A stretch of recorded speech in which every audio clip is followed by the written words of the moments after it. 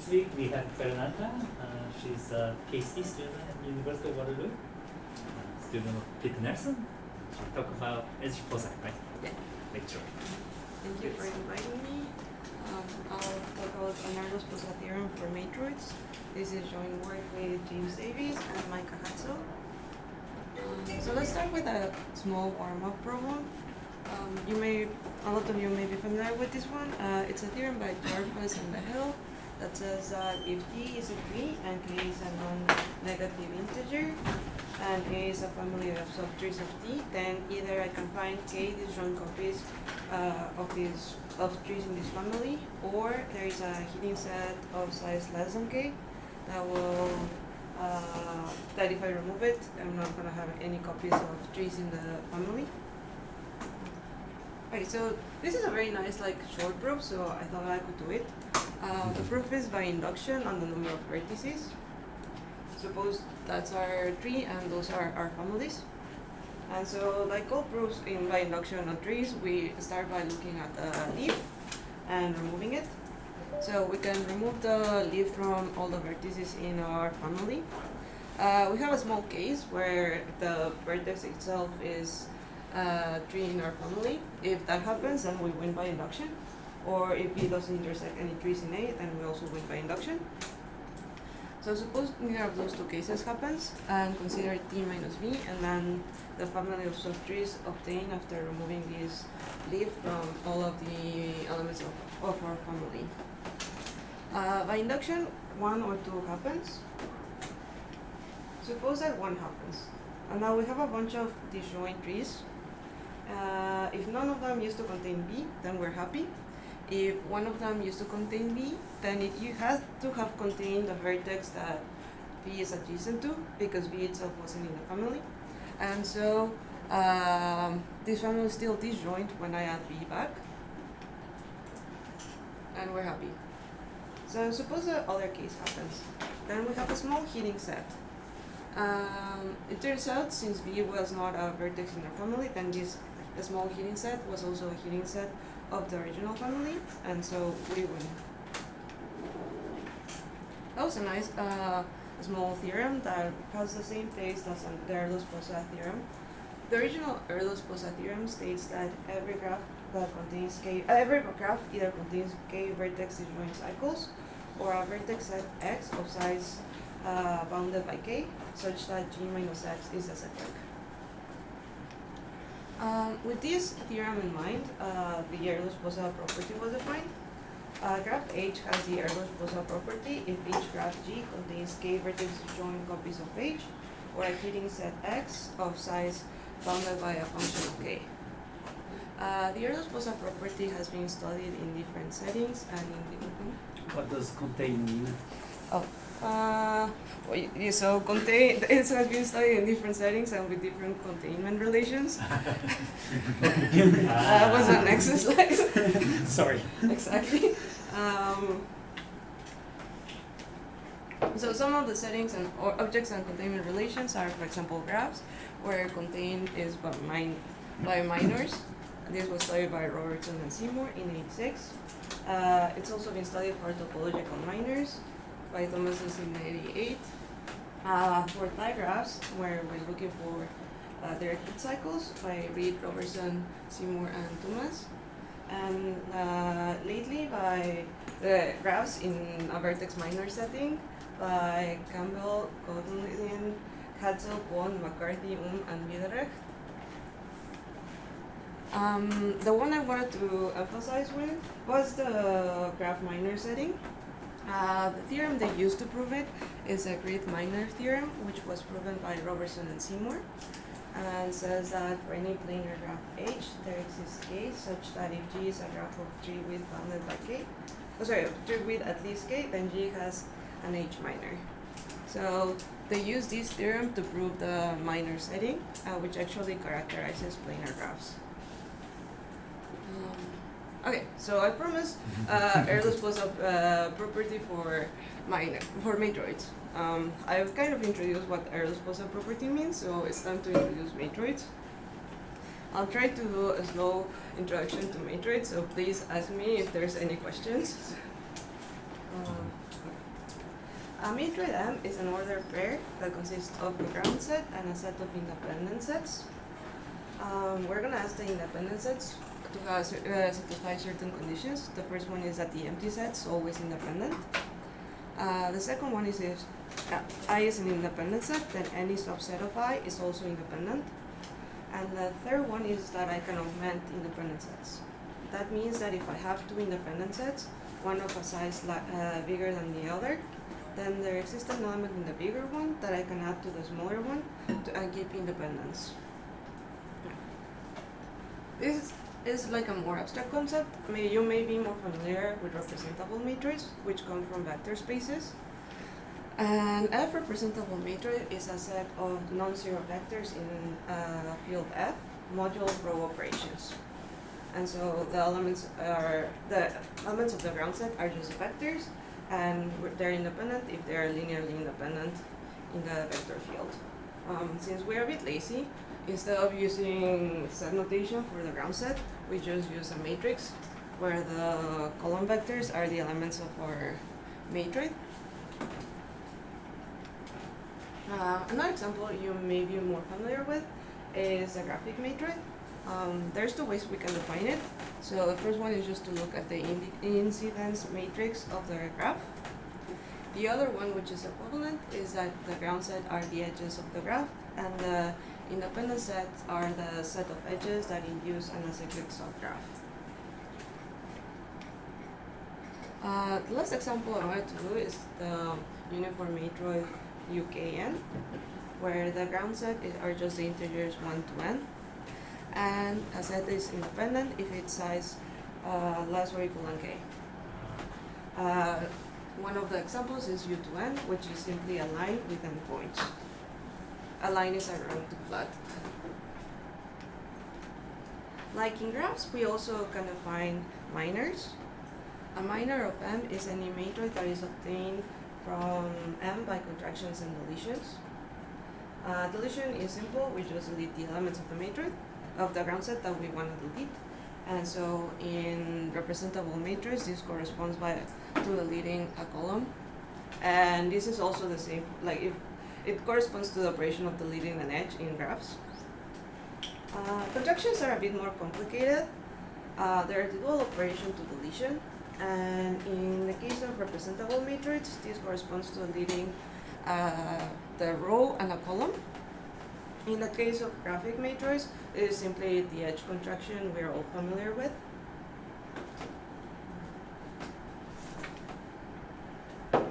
I like to think of contractions a bit more geometrically.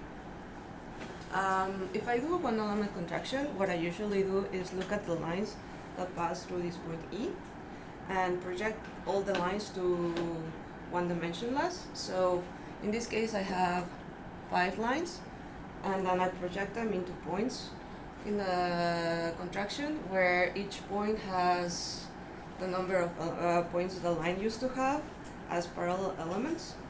So the first line used to have 5 points different than E, and then in the contraction this point has now 5 elements which are parallel.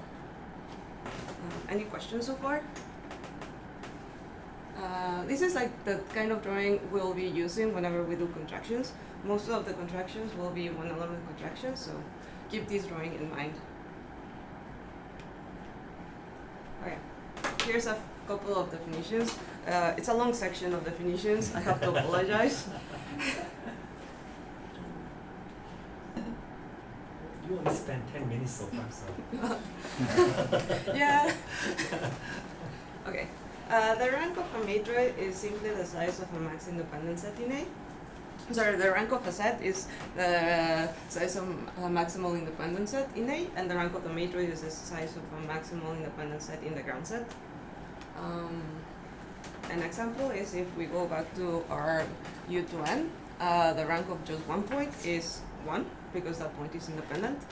The rank of 3 points, let's say 1 to 5, it's 2, because we are saying anything with more than 2 elements is not independent. And the rank of the whole matrix, again, is just 2, because, again, anything with more than 2 points is not independent. The closure is that the closure of a set is all the elements I can add that won't increase the rank of the set. So back to our line, the closure of one element is that one point itself. The closure of three of them, since the three of them have rank 2 and the whole matrix has rank 2, then the rank of 1 to 5 is exactly, the closure of 1 to 5 is exactly the whole ground set. But we don't actually need all three elements. The closure of any two elements is also the whole ground set. Any questions so far? We say two sets are skew if the rank of A plus the rank of B minus the rank of their union is equal to 0. Skewness is a measure of how close two sets are. It's not exactly saying that they are disjoint, it's slightly more powerful. So skew is different than disjointness. Here's an example of a representable matroid that comes from a graph.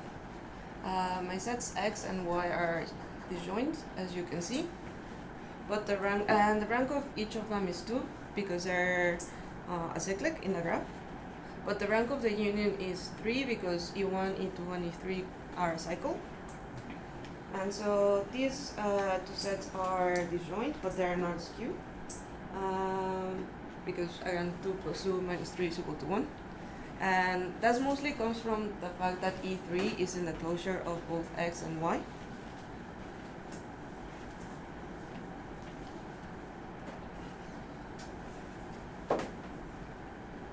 Any questions? Closure? Oh, there's a Okay. typo, right? Oh. Instead of CY, just closure last line. CLY. Oh, yeah, sorry, there's a typo. Okay, we're back to more definitions. A separation of the ground set is a bipartition. The connectivity of a separation is the connectivity of a set A is the rank of A plus the rank of the complement minus the rank of the matroid. And so we can define the order of the separation to be the connectivity of each one of the two sides, which is equal to the connectivity of the complement. Okay, now that I've given a couple of definitions of matroids, I need to define what perturbations are. To do this, I first need to define what extensions are. Given a matroid and an element not in the ground set of the matroid, an extension of the matroid by E is a matroid M plus E, where M plus E has to be a matroid, and whenever I remove E, we obtain the original matroid. So let's see a couple of examples. If we look at this rank 3 matroid, where the lines I drew, this is not a graphic matroid, this is a geometrical interpretation of a matroid. I'm going to extend this two different ways. The first one is I add this new element E that is in lines with the elements I drew there. So it is in a line with these points, and with these points. A different extension of the same matroid is when I add E freely. That means that E is in no line that contains 2 points. These are two different extensions, which are valid and shows that there's different ways to extend something. Now that we know what an extension is, we can define projections and lefts. The elementary projection of a matroid M with respect to an extension is the matroid obtained by first extending an element and then contracting the element I just extended. So in our previous two examples, we had these two extensions, and now we just need to contract. And here's where you need to remember the geometric drawing I used to have. If I contract the first matroid, I look at the lines that contain E, and they get projected into points. So there's 3 lines that contain E. They all get projected into 3 different points. And since each of the lines contain 2 elements different than E, then these points have 2 elements that are parallel. In the second case, we extended E freely. That means that every line that contains E only has 1 element, so that whenever I contract E, all of these lines just get projected into the same points as before, but the rank of the matroid goes down from 3 to 2. and so we obtain a line with 6 points. Any questions? Okay. Well, the dual operation of projections are called lefts. An elementary left of a matroid is a dual operation of a projection and can be obtained from that equation. It's easier to explain left by showing you a construction. Okay, so let's. So lefts are basically just a projection in the wall.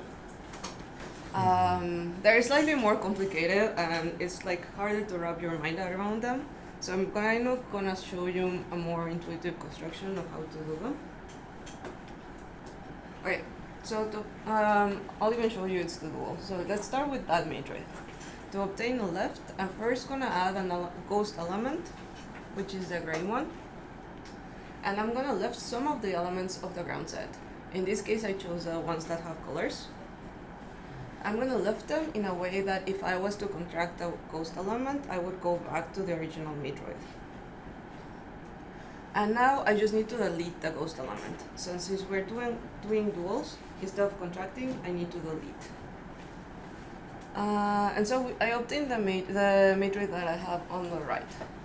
And to show you that it's actually the dual operation of a projection, I am gonna redraw the matroid. That's the same matroid, but you can see we get back to the original matroid where we started the projection from. Any questions?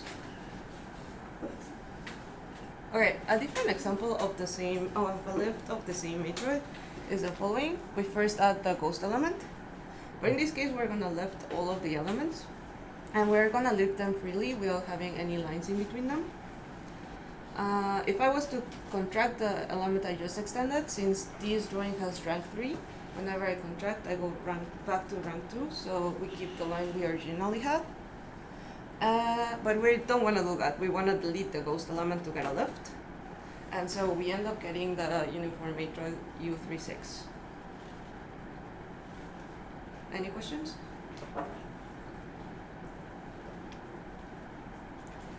Now I can define perturbations.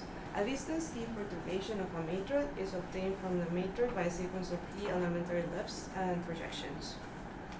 So, for example, if U36 is a t perturbation away from the original matroid we had, since we can do a projection first to get to the line, and then from the line we can do a left to get to U36. That means that these two matroids are at the distance at most 2.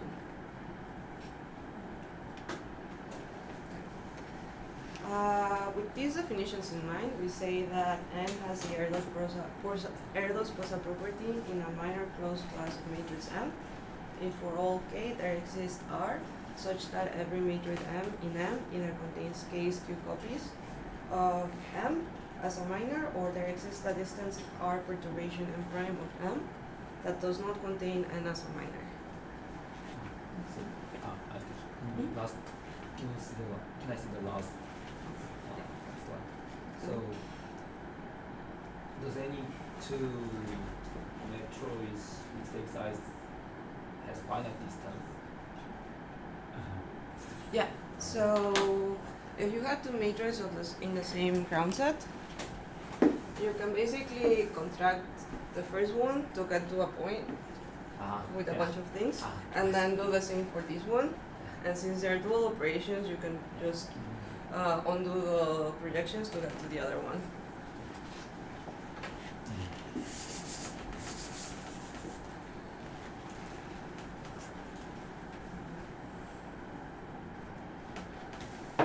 Yeah, try to repeat the Erdős-Pósa property. We say that N has the Erdős-Pósa property in a minor closed class of matrix M. If for all k there exists R such that every matrix M in M either contains k skew copies, and here we're asking for skewness instead of disjointness, which is pretty important, of M as a minor, or there exists a distance R perturbation M prime of M that does not contain N as a minor. Can you stop for Yeah. 1.5? Yeah.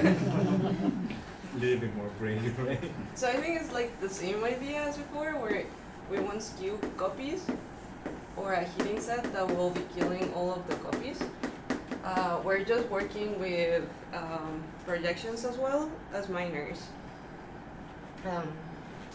Is the original Erdős-Pósa theorem a case of this? Or I don't understand. So it's the same idea as Erdős-Pósa, so just in a different setting. Instead of graphs, we're looking at minor. No, but I mean, if I take a graph, I have some kind of matrix associated to it. Do I get the original Erdős-Pósa as a special case? As a corollary. Oh, 1 second. I need to get to a couple of theorems after.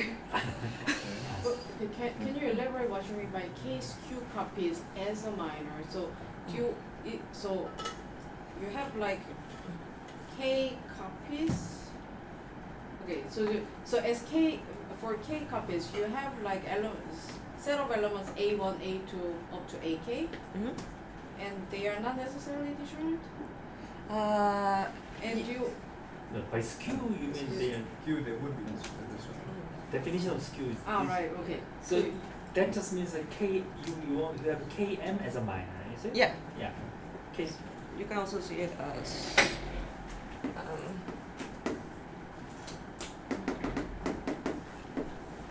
Did you use k copies of m as a minor? Okay. So when you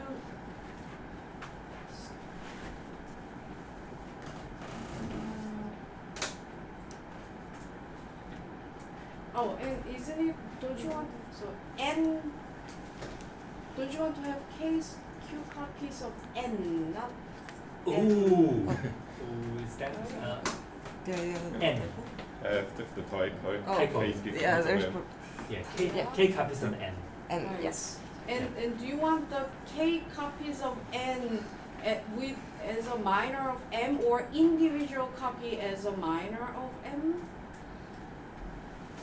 No, k copies of So here we are considering same copies, but maybe that class of matrices contains several other copies. So maybe M1, M2, M3, and K not like M1, M1, M1, M1, M1, M2, M2, M2, M2.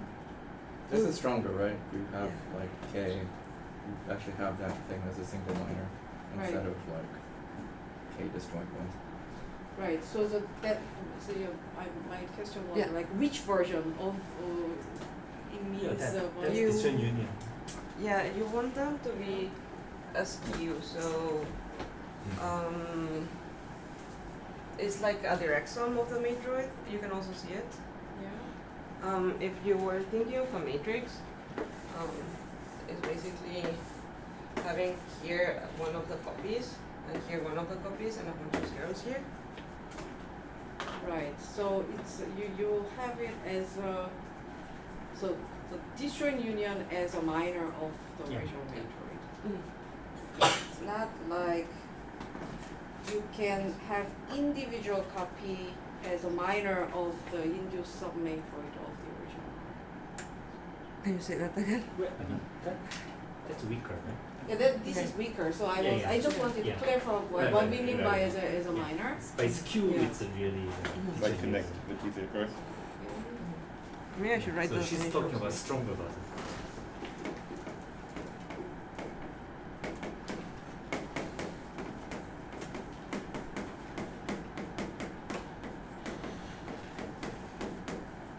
Minus.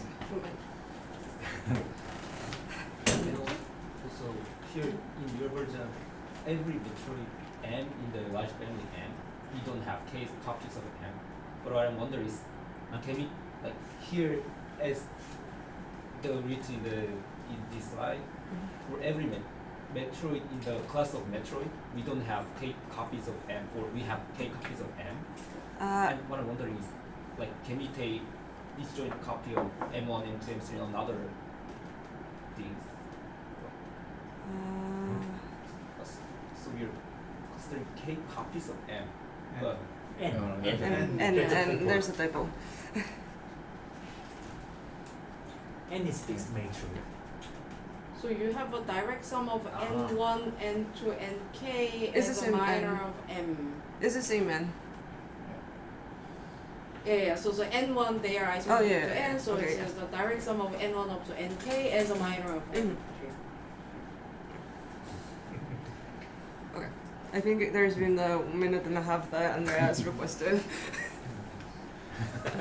So why look at perturbations? One of the reasons we look at perturbations was this theorem by Gillen, Gerard, Whittle that says that given a separation of the ground set of a matroid, there is a bounded distance perturbation of the matroid M, such that in that perturbation I can get A and B to be skew, and the perturbation does not change much. Basically the idea is that there is a small distance perturbation that we can get the two sets to be actually skew, and that's what we wanted because we're gonna ask for skewness instead of disjointness. So that's a pretty nice theorem to have. And the proof is basically extend on the gods and contract. Any questions? Do you apply? Okay. Okay. A few more definitions. Branch decomposition of M is a tree, a subcubic tree T, where we assign each of the leaves of the tree an element of the matroid. Note that every edge of the tree defines a separation of the matroid, just by looking at removing the edge and looking at the two sides of the separation.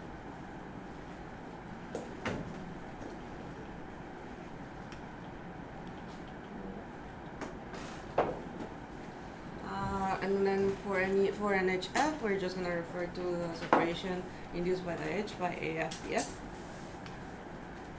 The width of an edge is the connectivity of one of the sides, and the width of the tree is the maximum over all of these connectivities for all edges of the tree. So this is kind of similar as in graph theory. Oh, can we I think it's the same slide. can we go back to the previous one? I couldn't process the schedule. Yeah. The previous one? Or Yeah, the previous one. this theorem by Yeah. you were all Yes. reading what it is. Sorry. ABSQ.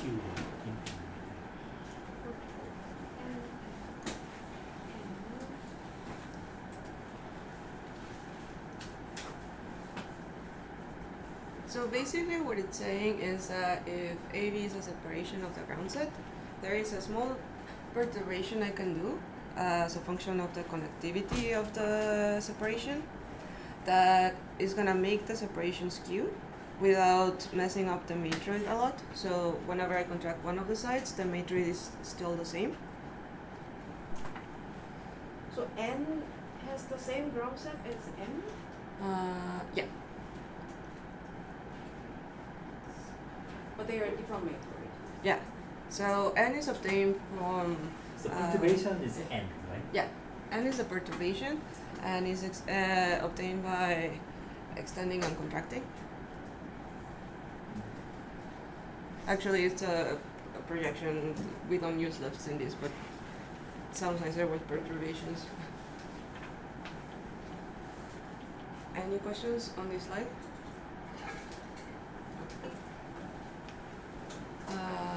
Back to branch decompositions. Okay, I guess I'll go back to where I was. The width of a tree is just the maximum over all, over the connectivity of all separations induced by the edges. And the branch width of a matrix is the minimum width of overall branch decompositions. So now we can state that our theorem. If N is a connected matroid and M is a matroid of branch width at most K, then either M contains R skew copies of N as a minor, or there exists a small distance perturbation of M that does not contain N as a minor.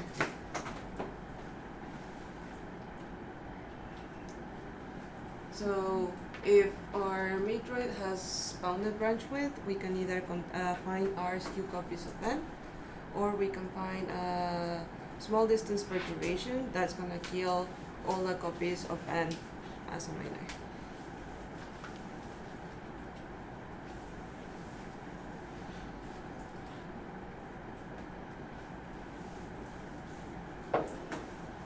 Any questions?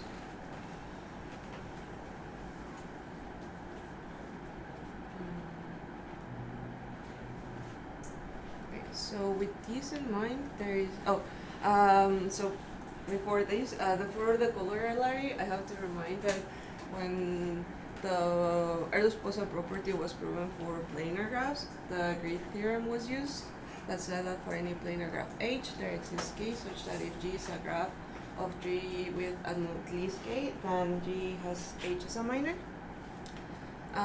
There is no grid theorem currently for matroids, but there is for all matroids, but there is one for representable matroids. So Gillen, Geralds, and Whittle proved that for any planar graph H, there exists WHQ, such that if n is a GFQ representable matroid with at least WHQ, then M has the graphic matroid obtained from H as a minor. So this is where we can see the result for graphs. Oh, can we go back to the previous slide? One more? Oh yeah, one more. So this is something analogous to this theorem on bounded trivet, that either you can find the k copies of H as a minor, or you can find the heating set of size that depends on H and the trivet. Mm-hmm. Okay. And this is for there, and it's unconditional, so it's not necessarily about representable matrix, but for arbitrary matrix. But we're asking, in this one is just for bounded branch width, not for unbounded. For when branch width is big, we wanna use a grid theorem like before, where there's no current grid theorem that's for general matrix, but there is one for representable matrix.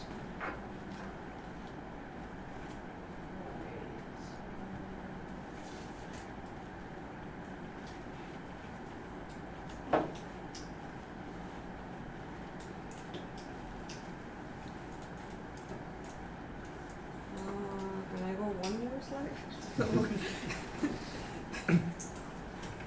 So the corollary we have using the current grid theorem says that if H is a connected planar graph and M is a GFQ representable matrix, then one of the following holds.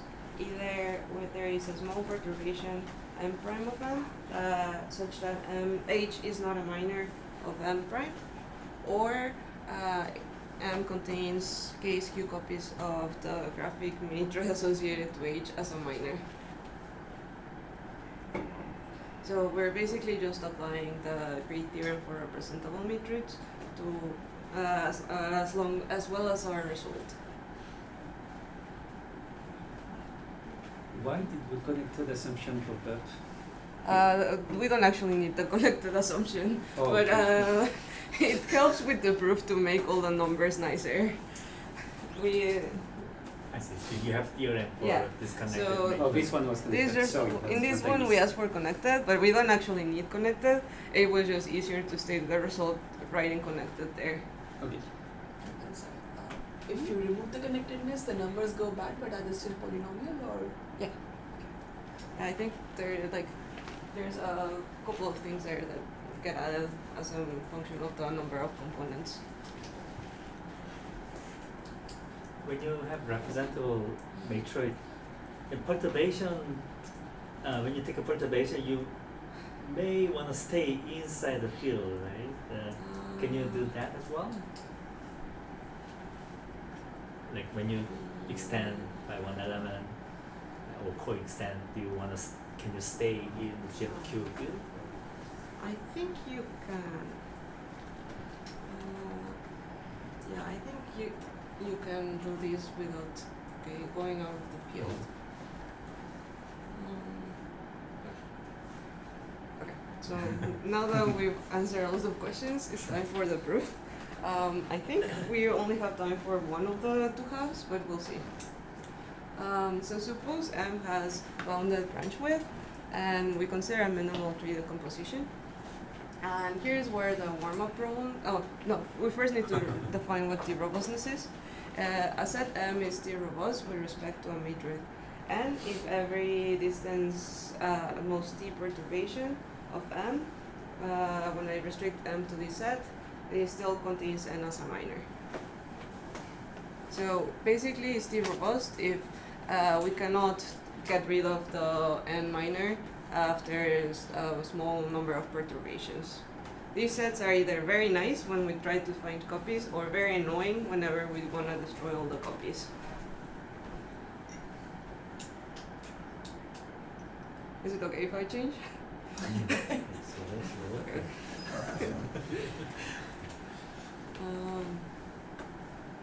This was also defined in the vertex minor setting. So now that we know what this the robustness is, we're gonna look at the family of the robust sets in our matroid. These are either very nice or very annoying. And for every set in this, for every the robust set, we're gonna look at the subtree of our tree associated to this set. I'm gonna be jumping a lot in between the tree and the matroid, but it's basically the same thing. Okay, now we can use a warm-up problem in this nice tree with the nice family we've just defined. So from Jarfas, we either have k disjoint copies of these subtrees that come from the robustness, or that we have a small heating set. The first case is a small heating set. So suppose we have a small heating set X. That means that for every T robust set, there exists a vertex of X that divides the vertex set into two different ones, the vertex set of the tree. Since we asked that T is a subcubic tree, then we can actually take a subset of the edges of our tree that will divide the T robust sets into two different components. And the size of this set is almost 2 times the size of the heating set. So here's an example of, we used to have this heating set, and then we are taking this set of edges, and if we look at any of the trees that come from the T robustness, then it ends up being separated by this edge. In this case, E is in one side and E is in the other. And here is for every of the trees I drew there. However, this set of edges divides the graph into different components, and none of the T robust sets is contained fully in one of these components. Any questions so far? Okay, so we're gonna be looking at these components. Why do we want them? Well, these T robust sets are kind of annoying, and we know they're not fully contained in any of these components. So if we were to make these T robust sets skew, that means we cannot have a copy of our matroid N as a minor. This is because N is connected, and any minor containing N must also be connected. So if we were to make these sets skew to each other, then N wouldn't be able to be contained in any of them. And we can just use the result by Gill and Gerals and Whittle to make these sets skew. Any questions? Okay, so Xi is a subtree, or what is it? Xi are the sets I obtained by removing the edges. And how do you associate this subtree of T as to the underlying matrix? Is just the matrix attached to the leaf of this? So the subtrees are the T robust sets. So whenever I separate the subtrees in here, that means that the T robust sets end up in two different sides of the separation.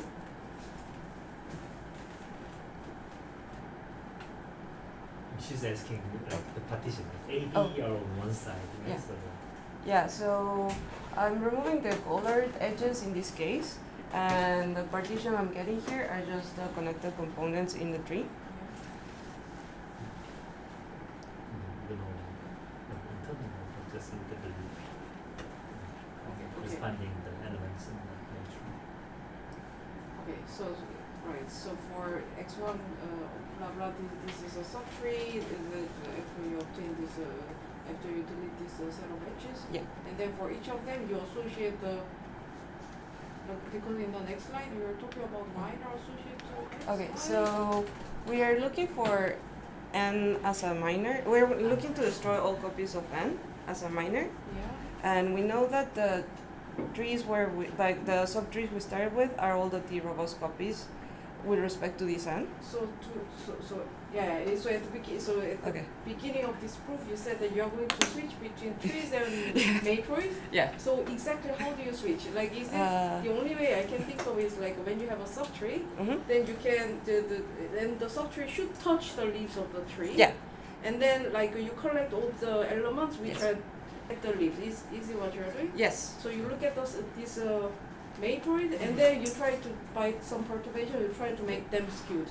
Yes. Right, So we're okay. looking at the sets that are the leaves of these we obtain after removing the separation, these edges, and then we go from the leaves to the elements of the matroid, and we know that none of the T robust copies can be containing one of these X sets, and so if we were to make these X sets skew, since n was originally connected, then they would have to be containing a connected copy, but these xi's are skew, so n cannot be containing any of them. So the X sign here is the matrix, They subset are the of matrix. matroids, Yeah. Previously to Yeah. subtree. Yeah. So Okay. Then we applied this nice Yeah. black box theorem from Mm. Gillinger. Could you remind me this Yeah. black box theorem? So the idea is this theorem is that we can use a small number of perturbations to separate, to make separation skew. All right. So whenever you have a given separation, then you can with what is it?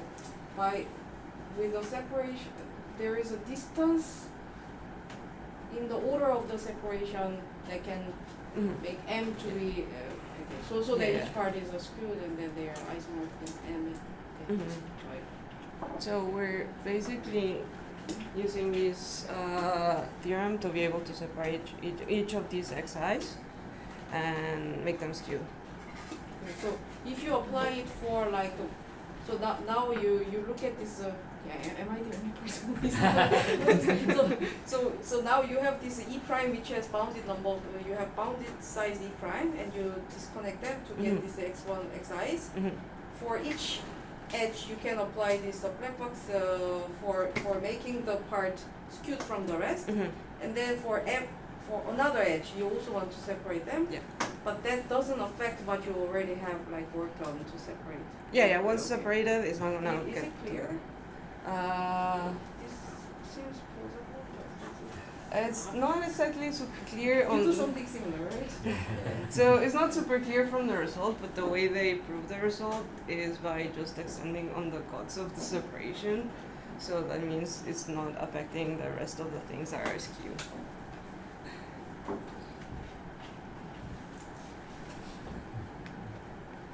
Are we ready to jump to the other case? Okay, so the case 2 was what?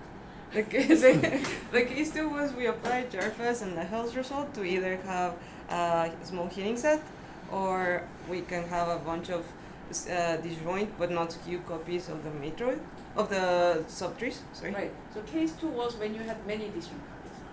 no, so no. when you have a small A heating small set. heating set. Okay. I switched the order. Because this was I was waiting to see if I had enough time to do case 1, but case 2 is a nicer proof.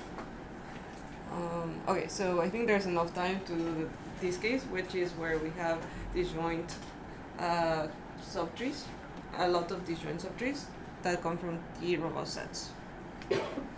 Well, it would be very, very nice if we could find an edge of these three, such that if the separation induced by that edge leaves one copy of the, one T robot set on one side and a lot of robot sets on the other, and that separation was skewed. It would be very nice, because then we could use induction and win.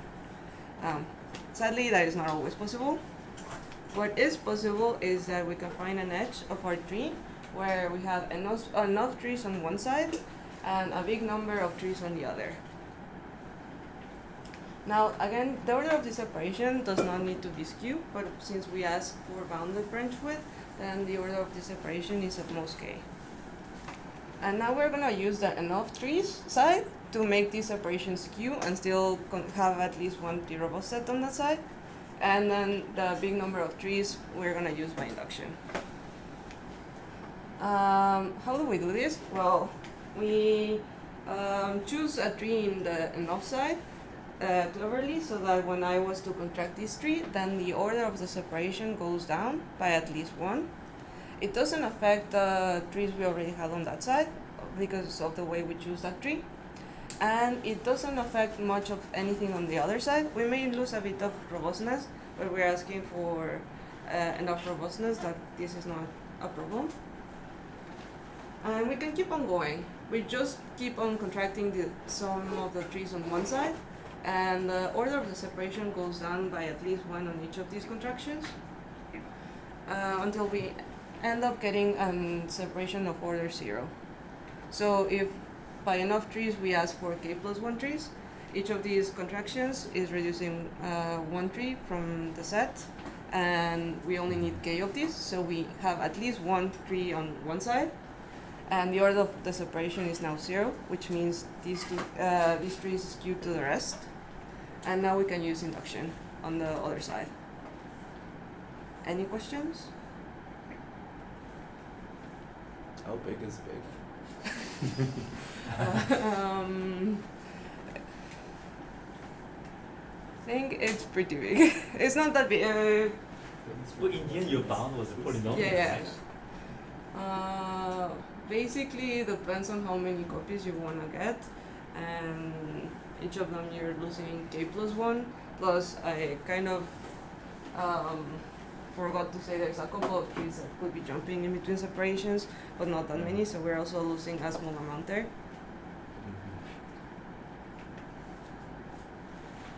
Any other question?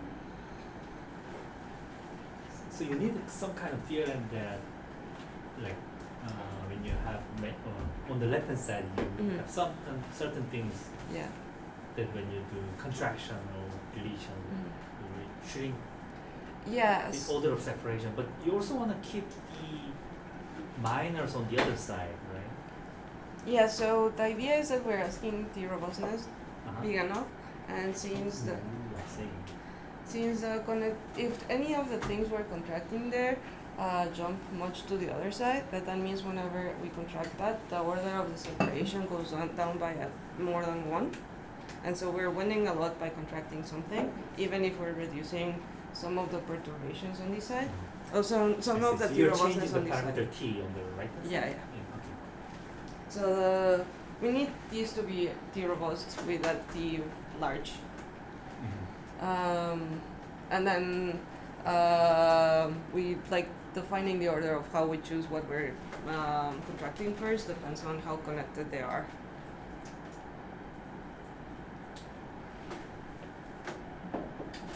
Any other question?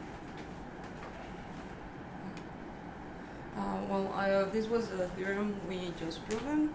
I'm just rewriting it since it's been a long journey. As if n is a connected matrix, and we've already established that we don't really need connected, but it was way easier to do the proof without having a lot of connected components. And I'm a matrix of bounded branch width, then m either contains r skew copies of n as a minor, or there exists a small distance perturbation of m that does not contain n as a minor. Thank you.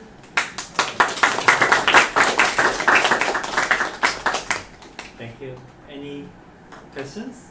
Like more questions? Yeah. Maybe a silly question. So you mentioned the grid theorem and that you only have this for representable matroids. Is there some way you could maybe get a grid theorem if you allow for perturbations? Or, well, I kind of lied. There are some advancements for the grid theorem. I think you misspelled that. I was gonna check that. Okay, don't tell Rutger, please. You watch, don't worry. You don't have to tell me. Okay, Rutger, Jim, and Lise are working on a more general grid theorem. This is a current conjecture, and they currently have some partial results, which you can find in Lise's PhD thesis. She just graduated. But we were originally hoping to wait for her to finish the theorem before getting more results, but it seems that it's a very long process. I'm really more interested in whether like perturbations allow you to make this kind of grid theorem more general. So is there some way to say for a more general class that I might be like a few perturbations away from having a grid as an abstraction? I don't really know and I haven't thought about it. But the perturbation, lower row perturbation doesn't change the rank, the branch width a lot. If you make a distance t perturbation, Yes. the branch width change by t or twice t or something like that. But that's okay, right? That's exactly what I wanted. So I wanted to stay within some bound. yeah, so meaning that if you happen to contain degree at the perturbation, then the original matrix also contains something. Wait, but this is I thought what was unclear. Like, is there a conjecture that for general matroids it's true that there is a grid theorem, or For general matroids, there's a conjecture that Rutger, Jim, and Lise are working on, so that if n has sufficiently large branch width, either M or its dual has a minor isomorphic to a uniform matroid, and then that's the graphic matroid obtained from a t by t grid or a bicircular matroid of the t by t grid. and it's clear that all of these are needed? I think so. Thank And there is some progress on the way. Lise has a partial result, and now This part I understood. Okay. Could you go back to your main result? The statement. Yep.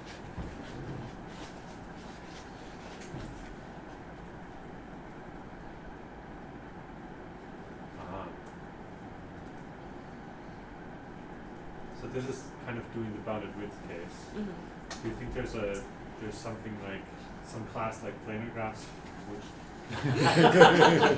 already can you continue your talk? well, yeah, there is we did find a result. It's a small one we found. It's defined in terms of frame matroids. So if we look at this frame matroid, T2, as a frame matroid, then this graph, which is a grid where each of the vertices is also a loop. The ones on top have two unbalanced loops, and then we are associating the pink edges, each color to the edge on the one below. Then we make the only balance cycles to be the ones I drew in color.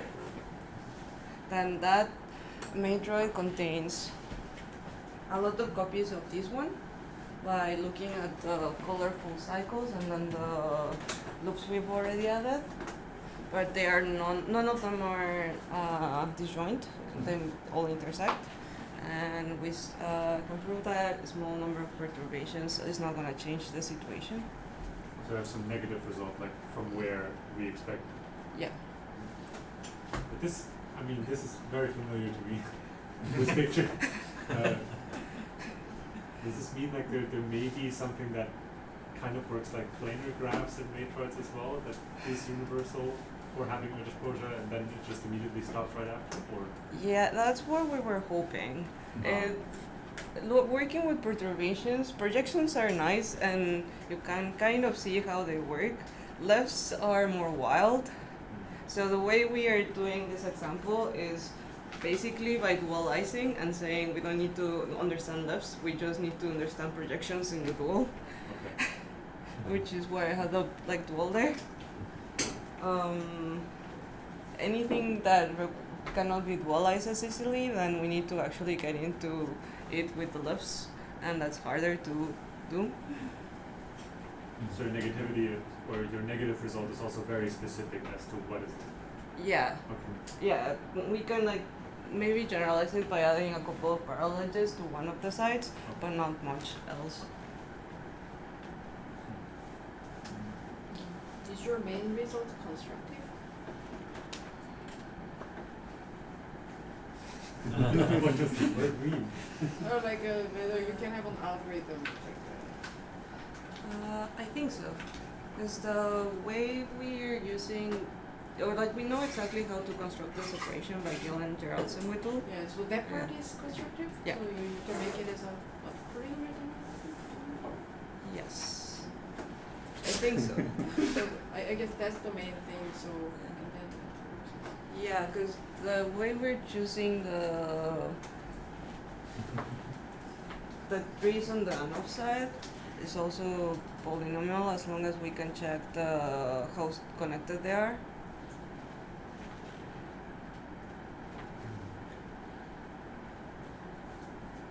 Unless Jane thinks otherwise.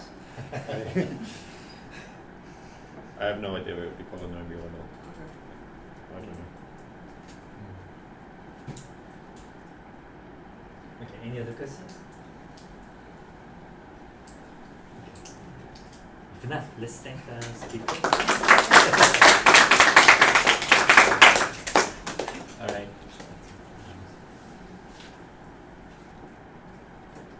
So are we off the record?